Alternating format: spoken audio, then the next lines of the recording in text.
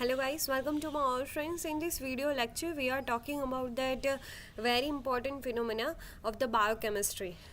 जो गेट के लिए हम टारगेट करने वाले कि गेट के बहुत सारे सेक्शंस है बायोकेमिस्ट्री के रिलेटेड, लेकिन हम सेक्शन 1 पर अगर फोकस करें तो उसके अंदर बहुत सारे ऐसे बेसिक टर्मिनोलॉजी से हमें डील करना पड़ेगा. ओके, तो जो भी स्टूडेंट्स बायोलॉजी के सिवा दूसरे कोई फील्ड से है, ओके, या फिर माइक्रोबायोलॉजी उन्होंने प्योर पढ़ा हुआ है, तो उन्होंने ये ऑर्गेनाइजेशन ऑफ लाइफ, अगर आप लाइफ साइंस की एग्ज़ाम को टारगेट करना चाहते हैं, गेट एक्सेल जिसको बोला जाता है, तो अगर आप उसको टारगेट कर रहे हो तो मेनली आपको सभी जो टर्म्स है उसको आपको क्लियरली अपने माइंड में रखना होगा. Okay, so in this video lecture we are talking about the organization of life. Okay, then after section 1 के अंदर ये सारे टॉपिक्स को हम कवर आउट करने वाले हैं.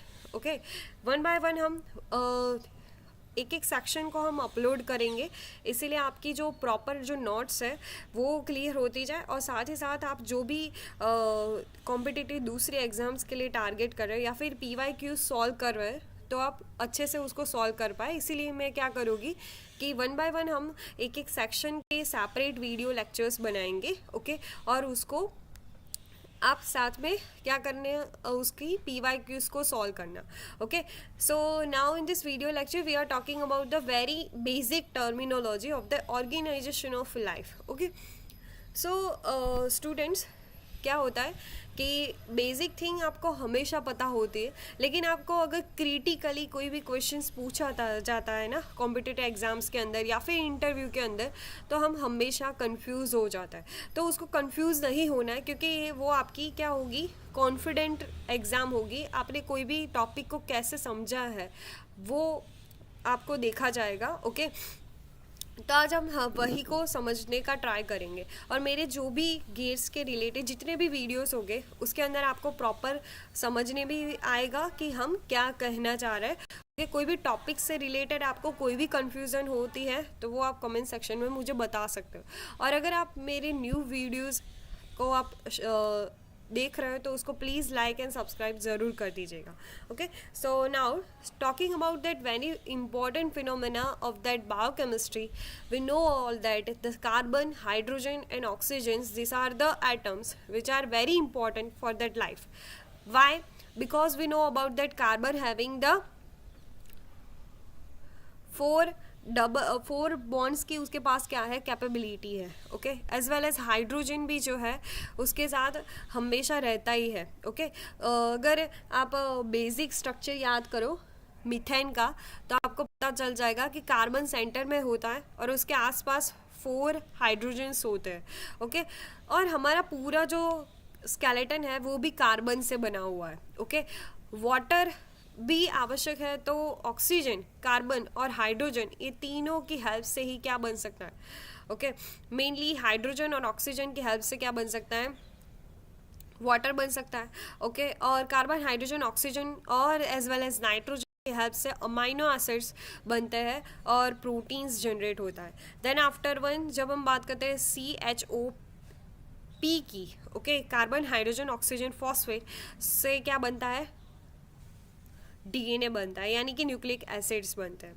तो इसमें से जो CHO है वो तो हमेशा कॉमन ही रहेंगे, उसके सिवा बहुत सारे दूसरे भी एलिमेंट्स आ सकते हैं, like that nitrogen, sulphur and phosphorus.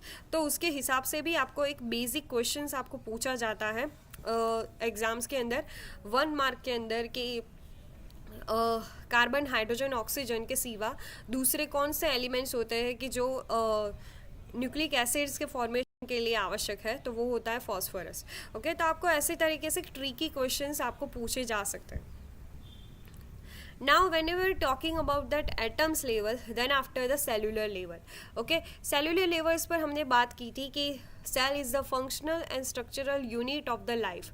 Okay, अगर कोई भी आपको ऐसा सवाल पूछता है कि बेसिक लिविंग थिंग्स के बारे में आप बताइए, तो लिविंग थिंग्स यानी कि पर्टिकुलरली 1 सेल तो होना ही चाहिए, तभी जाकर हम क्या बोलेंगे, उस पर्टिकुलर थिंग्स को लिविंग थिंग्स बोलेंगे.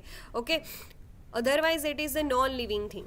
ओके तो यूनिसेल्युलर ऑर्गेनिज्म के अंदर भी वन सेल तो होता ही है. Okay and then we are talking about that multi cellular organism, the complex cellular organisations are found in that multi cellular organism. Okay now the tissue level organisation, बहुत सारे जितने भी स्ट्रक्चरल और functional में कॉमन है ऐसे sales एक साथ मिलकर क्या बनाते हैं, टिश्यू बनाते हैं. ओके टिश्यू ही आगे चलकर क्या बनाती है, ऑर्गन बनाती है, और ऑर्गन ही क्या बनाते हैं आगे चलकर, ऑर्गन सिस्टम लेवल ऑर्गेनाइजेशन बनता है. So tissue is very important. Okay epithelial tissue हो गई, कार्डियक टिश्यू हो गई, then after one connective tissue हो गई. तो ये सारी टिश्यू जो है वो बहुत ही ज़्यादा इंपॉर्टेंट है, उसका क्या क्या रोल है, उसका क्या क्या फंक्शन है. ओके और वो कहाँ कहाँ पर फाउंड होती है, यानी कि कौन कौन से ऑर्गन्स में उसका क्या क्या रोल है, वो आपको पूछा जा सकता है 1 मार्क के क्वेश्चंस के अंदर. तो वो भी आप PYQs करते हो तो उसको साथ में सॉल्व करते जाना.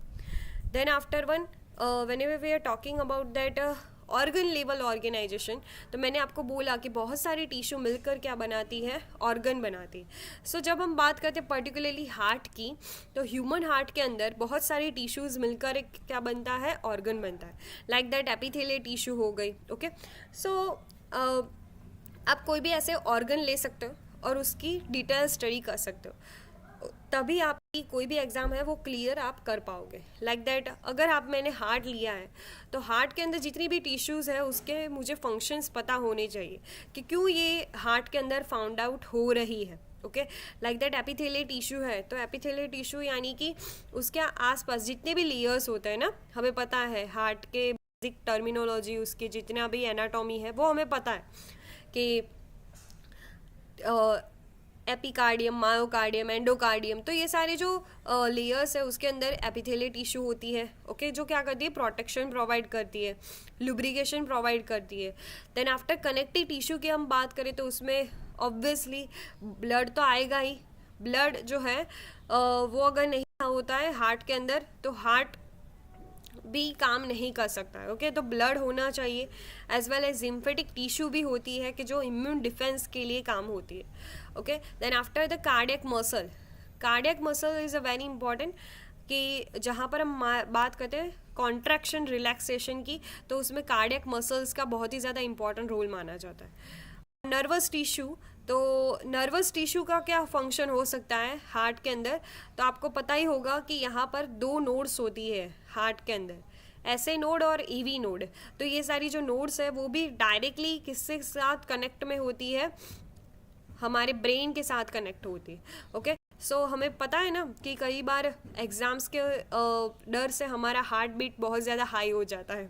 ओके तो वो भी किसके कारण होता है, जो ऐसे नोड और एवी नोड है ना उसके कारण होता है. ओके तो ऐसे आप समझने का ट्राई करोगे तो आपके जो भी बायोलॉजी के जितने भी क्वेश्चंस है ना वो अच्छे से सॉल्व आप कर पाओगे. ओके देन आफ्टर हमने क्या देखा, ऑर्गन लेवल ऑर्गेनाइजेशन. ना अब देखते हैं organ system level organisation. Okay हमने तो यहाँ पर सिर्फ पहले क्या बात की थी, सिर्फ और सिर्फ हार्ट की बात की थी, लेकिन जबकि बहुत सारे ऑर्गन्स एक साथ मिलकर अगर कोई सिस्टम क्लियर आउट करते हैं तो उसको बोला जाता है ऑर्गन सिस्टम लेवल ऑर्गेनाइजेशन. यहाँ पर आप देख सकते हैं डाइजेस्टिव सिस्टम उसका बेस्ट इम्पॉर्टेंस है, ऐसा आप मान सकते हो कि उसका बेस्ट ऐसा एग्जाम्पल है कि जहाँ पर बहुत सारे ऑर्गन्स मिलकर एक अच्छे से वर्कआउट फंक्शन करते हैं और उनका मेन फंक्शन क्या होता है, फूड को डाइजेस्ट करना. ओके लाइक दैट लीवर है, स्टमक है, पैंक्रियाज है, इंटेस्टाइन है. तो ये सारे जो है ना उनका फंक्शंस बहुत ज़्यादा अलग है, लेकिन सब मिलकर एक ही फंक्शन आउट क्लियर करते हैं कि कोई भी तरह से हमें क्या करना है, न्यूट्रिएंट्स को एब्जॉर्ब कर लेना है, विटामिन्स को एब्जॉर्ब करना है. ओके और साथ ही साथ जितना भी हमें प्रोटीन्स और वो सब कुछ मिल रहा है तो उससे हमें बनाना है, और जो अनडाइजेस्टेड फूड है उसको किडनी में भेज देना है. तो ये उनका अल्टीमेट फंक्शन हो जाता है. नाउ अब talking about that organism level organisation. Organ system हो गया, चलो सारी ऑर्गन सिस्टम मिलकर एक क्या बन जाता है, एक ऑर्गेनिज्म बन जाता है. और ये ऑर्गेनिज्म कोई भी हो सकता है, unicellular as well as multi cellular. Okay तो ये सारे जो ऑर्गेनिज्म है एक साथ मिलकर क्या बनाते हैं, अगर एक ही टाइप के ऑर्गेनिज्म है तो वो क्या बनाएंगे, पॉपुलेशन बनाएंगे। पॉपुलेशन के अंदर भी बहुत सारे पॉपुलेशन की क्या होगी, ग्रुप हो गए। ओके, लाइक दैट ह्यूमन का पॉपुलेशन है, ओके, देन आफ्टर लैंड्स का पॉपुलेशन है, तो ऐसे करके बहुत सारे पॉपुलेशंस हो गए। उस पॉपुलेशन के बाद क्या बनेगी, इकोसिस्टम बनेगी। इकोसिस्टम से क्या बनेगा, कम्युनिटी बनेगी, और कम्युनिटी के बाद क्या बनता है, बायोस्फीयर लेवल ऑर्गेनाइजेशन हो जाता है। ओके, पॉपुलेशन से कम्युनिटी आती है, कम्युनिटी से इकोसिस्टम बनती है। ओके, ये बात आप ध्यान में रखना, थोड़ा यहाँ पर रॉन्ग कुछ बन गया है मेरे से। सो पॉपुलेशन से कम्युनिटी लेवल, कम्युनिटी से इकोसिस्टम, इकोसिस्टम से biosphere level. Okay, I hope you are clearly understood the whole phenomena of that organization of life.